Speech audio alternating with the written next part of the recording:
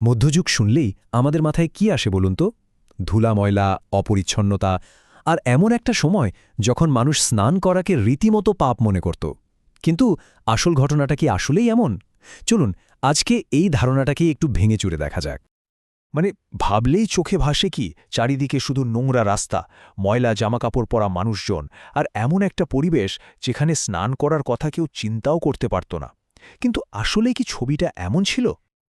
আচ্ছা, যদি আমি বলি যে এই পুরো ধারণাটাই আসলে একটা মস্ত বড় ভুল, যদি বলি মধ্যযুগের মানুষজন আমাদের কল্পনার চেয়েও অনেক বেশি পরিষ্কার পরিচ্ছন্ন থাকত, অবাক হচ্ছেন?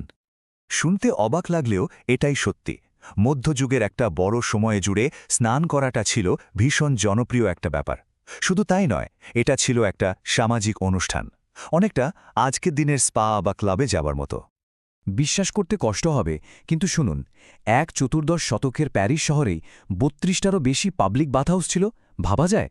তার মানে বোঝাই যাচ্ছে মানুষজন পরিষ্কার থাকাটা কতটা গুরুত্ব দিত। আর এই বাথহাউসগুলো কিন্তু শুধু গা ধোয়ার জায়গা ছিল না, এগুলো ছিল তখনকার দিনে সোশ্যাল হাব, মানে আজকের কফি শপ বা ক্লাবের মতো, যেখানে সবাই আসত, আড্ডা দিত, গল্প করত, এমনকি বিজনেস ডিল পর্যন্ত ফাইনাল হতো। একবার কল্পনা করুন তো, একই ছাদের নিচে বন্ধুরা মিলে আড্ডা দিচ্ছে, পাশে কেউ হয়তো একটা বড় সড়ো ব্যবসায়িক চুক্তি ফাইনাল করছে, খাওয়া দাওয়াও চলছে, আবার কোনায় এক ডাক্তার হয়তো কারো দাঁত তুলছে বা ছোটখাটো ফোড়া কেটে দিচ্ছে। হ্যাঁ, মধ্যযুগের এই স্নানাগারগুলো ছিল এমনই জমজমাট আর মাল্টিপারপাস একটা জায়গা। ব্যাপারটা এমন না যে এটা শুধু সাধারণ মানুষের অভ্যাস ছিল। তখনকার দিনের ডাক্তার বা চিকিৎসকরাও কিন্তু সুস্বাস্থ্যের জন্য নিয়মিত স্নান করার পরামর্শ দিতেন, মানে একেবারে প্রেসক্রাইব করতেন। প্রাচীন গ্রিক আর আরবীয় চিকিৎসাশাস্ত্র এর অনেক প্রমাণ পাওয়া যায়। তাহলে প্রশ্নটা হচ্ছে, যদি সবাই এতই স্নান করত, তাহলে চার্চের স্নান নিয়ে আপত্তি ছিল, এই কথাটা আসলো কোথা থেকে? এখানেই আছে আসল টুইস্ট। চার্চের সমস্যাটা আসলে স্নান করা নিয়ে ছিলই না, সমস্যাটা ছিল অন্য জায়গায়। দেখুন, চার্চের ব্যাপারটা ছিল একটু জটিল। একদিকে কিছু কঠোরপন্থী ভাবতেন যে শরীরে বেশি আরাম দেওয়া, এই যেমন গরম জলে স্নান করা, এগুলো পাপের দিকে টেনে নিয়ে যায়। কিন্তু অন্যদিকে চার্চ এটাও বুঝত যে পরিষ্কার থাকাটা জরুরি। অপরিচ্ছন্নতা তো অলসতার লক্ষণ, আর সেটাও একটা পাপ। তাই তাদের অবস্থান ছিল বেশ দোটানায়। আর এইখানেই স্টিও শব্দটার গল্পটা খুব ইন্টারেস্টিং। মধ্যযুগে স্টিও মানে ছিল স্রেফ একটা বাথহাউস বা স্নানাগার, কিন্তু সমস্যা হলো অনেক স্নানাগারেই নারী পুরুষের অবাধ মেলামেশার সুযোগ ছিল, আর ধীরে ধীরে এগুলোর কয়েকটা অনৈতিক কার্যকলাপের আখড়া হয়ে ওঠে। ফল কি হলো? স্টিও শব্দটার মানেই পাল্টে গেল, স্নানাগার থেকে হয়ে গেল পতিতালয়। তার মানে চার্চের আসল মাথা ব্যথা জল বা স্নান নিয়ে ছিল না, তাদের মাথা ব্যথা ছিল এই বাথহাউসগুলোতে চলা লালসা আর অনৈতিকতা নিয়ে। কিন্তু তাহলে হলোটা কি? এত সুন্দর একটা স্নানের সংস্কৃতি আচমকা উধাও হয়ে গেল কেন? কারণটা শুনলে কিন্তু অবাক হতে হবে। এর পেছনে ধর্ম বা চার্চের কোনো হাত ছিল না। এর আসল ভিলেন ছিল বিজ্ঞান। হ্যাঁ, তবে তৎকালীন সময়ের ভুল বিজ্ঞান। সবকিছু বদলে যেতে শুরু করল ১৪দশ শতকে, যখন ব্ল্যাক ডেথ বা প্লেগ ইউরোপকে তছনছ করে দিল। এরপর আসলো সিফিলিসের মতো ভয়ঙ্কর সব রোগ, আর মানুষের মনে একটা ভয় ঢুকে গেল। তাদের মনে হতে লাগলো এই পাবলিক বাথহাউসগুলোই আসলে রোগ ছড়ানোর মূল কেন্দ্র।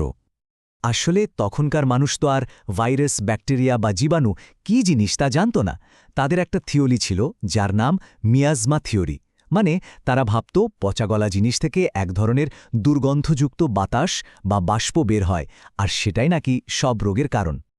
আর এই মিয়াজমা থিওরি থেকেই একটা ভয়ঙ্কর ভুল ধারণা জন্মালো।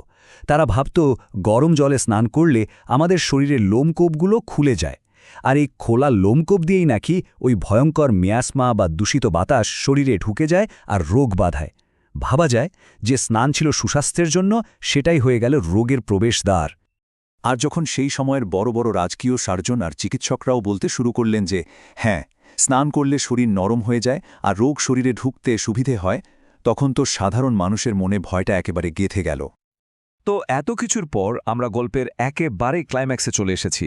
যে অপরিচ্ছন্নতা আর নোংরা থাকার বদনাম আমরা মধ্যযুগের ঘাড়ে চাপিয়ে দিই, সেই ঘটনাটা আসলে মধ্যযুগের নয়। ১৬শ শতকের একজন বিখ্যাত দার্শনিক ইরাজমাস তার লেখায় আফসোস করে বলছেন যে এই তো ২৫ বছর আগেও পাবলিক বাথহাউসগুলো কত জনপ্রিয় ছিল, আর আজ প্লেগের ভয়ে একটাও খোলা নেই। তাহলে মানেটা কি দাঁড়ালো? ইউরোপে যে সময়টাতে মানুষ জলকে ভয় পেত, স্নান করা থেকে দূরে থাকত, সেই সময়টা কিন্তু মধ্যযুগ নয়। সেই সময়টা ছিল রেনেসা আর আধুনিক যুগের শুরুর দিকটা। কাজেই পরের বার যখন কেউ নোংরা মধ্যযুগ বলে ঠাট্টা করবে, তখন আসল সত্যিটা কিন্তু সবার জানা থাকবে। এটা তো গেল একটা উদাহরণ, কিন্তু ইতিহাস নিয়ে আমাদের এমন আরও কত ভুল ধারণা আছে, তাই না? ভাবার মতো বিষয় কিন্তু, যে আর কোন কোন ঐতিহাসিক সত্য আসলে পুরোপুরি সত্যি নয়।